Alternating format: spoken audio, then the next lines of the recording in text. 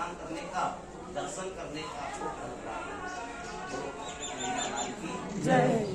कृष्ण के पिता थे वासुदेव जी, उनकी दो पत्नी थी, एक देवकी और दूसरी रोहिणी। देवकी के गर्भ से कृष्ण ने मथुरा कंस कारागार में जन्म लिया। वसुदेव जी की दूसरी पत्नी वो यहाँ गोकुल धाम में रहती। उनके गर्भ से कृष्ण के बड़े भाई बलराम ने यहाँ गोकुल में जन्म लिया। और बलराम जी कौन है? यहाँ ब्रज के राजा। जैसे हमारे भारत का राजा इस समय कौन है? नरेंद्र मोदी। ऐसे ही हमारा जो ब्रज का राजा है वो कृष्ण का बड़ा भाई। आप लोग तीर्थ करने के लिए ब्रज में आए हो, अयोध्या जा रहे हो, तो आपको यहाँ तीर्थ करने का फल कौन देंगे? ब्रज का राजा कृष्ण का बड़ा भाई।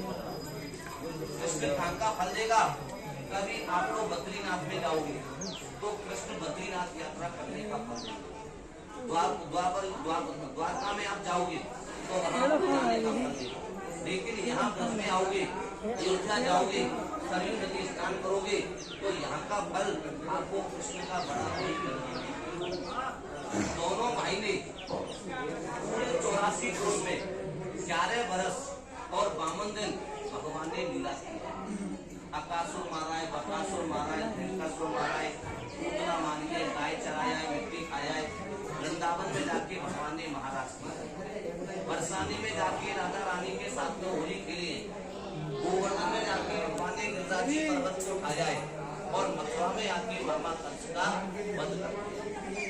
मामा कंस का वध करने के बाद अपने माता पिता का आज्ञा लेके आपके और हमारे कल्याण के लिए भगवान श्री कृष्ण ने गोकुल धाम से 3 धाम का स्थापना किया। हमारे भारतवर्ष में मुख्य कितने धाम है? कितने धाम है? 4 धाम। कौन कौन सा है 4 धाम? पता है किसी को? केदारनाथ। मुसलमानों का सबसे बड़ा तीर्थ कौन सा है? मक्का मदीना है। सबको पता है? अपना नहीं पता है। मुसलमानों का तो पता है कि मुसलमानों का सबसे बड़ा तीर्थ मक्का मदीना है। लेकिन हम हिंदुओं का है, हम हिंदुओं के सबसे मुख्य 4 धाम मुझसे बोलो जगन्नाथ, बद्रीनाथ, द्वारका, रामेश्वर। हम हिंदुओं के सबसे बड़े तीर्थ है 4। ऐसा बताती है जो हिंदू का बालक अपने जीवन में 4 धाम यात्रा कर लेता है तो उसको कोई तीर्थ दोबारा करने का जरूरत नहीं। 4 धाम यात्रा करने से भारत के जितने भी समस्त तीर्थ है सब तीर्थ करने का फल 4 धाम करने से हो जाता है। लेकिन हर आदमी अपने जीवन में 4 धाम यात्रा नहीं कर पाता है। जो एक बार यहाँ गोकुल में आता है, गोकुल में आके कृष्ण को झूला में झूला के जाता है। कृष्ण के बड़े भाई बलराम को यहाँ पर माखन मिश्री का खटका भोग लगा के जाता है तो उनको 4 धाम यात्रा करने का ही फल कृष्ण का बड़ा भाई का नाम क्यों देता है? गोकुल ये 4 धाम का जड़ है। कहते नहीं गाय तेरे माता पिता का घर। ये गोकुल 4 धाम के माता पिता का घर है। ये गोकुल 4 धाम के बड़े भैया का घर। कहते हैं एक पेड़ गोकुल लगा। पेड़ कहाँ लगा है? जड़ कहाँ है? गोकुल। एक पेड़ गोकुल लगा जिसकी डाल गई जगन्नाथ, फूल जो फूले द्वारका, फल लगा बद्रीनाथ। एक पेड़ है गोकुल में लगा है, जड़ कहाँ है? गोकुल। एक पेड़ गोकुल लगा और डाल गई जगन्नाथ। डाल कहाँ पर गई है? जगन्नाथ। फूल कहाँ पे फूला है?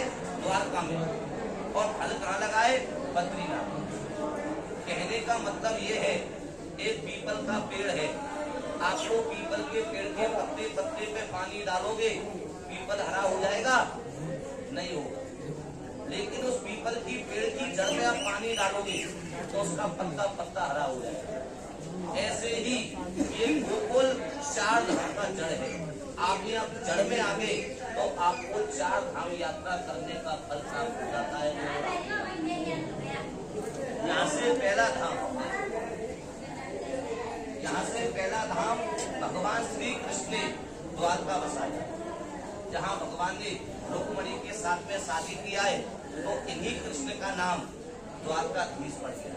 बोलो द्वारकाधीश की। यहाँ से दूसरा धाम भगवान श्री कृष्ण ने जगन्नाथ में बसाया। बहन सुभद्रा के साथ में भगवान ने कढ़ी भात चावल खाया है, तो इन्हीं कृष्ण का नाम जगन्नाथ पड़ गया। बोलो जगन्नाथ भगवान की।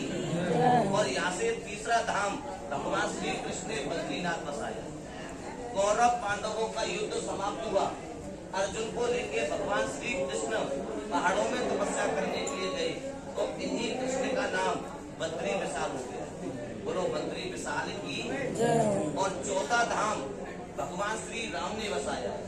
कौन सा धाम? रामेश्वर। बाकी 3 धाम भगवान ने यहाँ गोकुल से बसाया।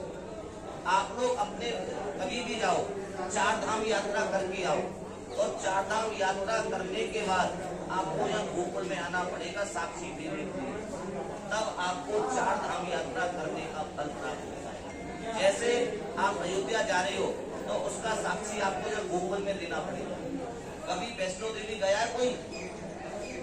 कभी जाओगे आप वैष्णो देवी तीर्थ करने के लिए, तो वैष्णो देवी दर्शन करने के बाद आपको लास्ट में जाना पड़ता है भैरव बाबा। तब आपको वैष्णो देवी यात्रा करने का फल प्राप्त होता है।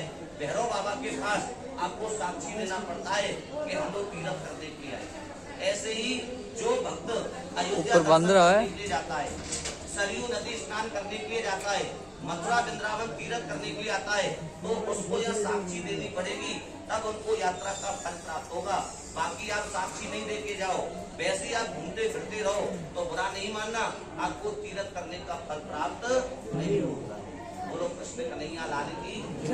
भागवत के 7वें अध्याय में लिखा हुआ है, भगवान के टाइम में यहाँ गोकुल में 9 लाख गाय रहती। इस वजह से इस जगह का नाम गोकुल नाम पड़ गया।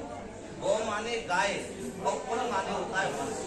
यहाँ पर 9 लाख गायों का वंश था, तो उस जगह का नाम पड़ गया गोकुल।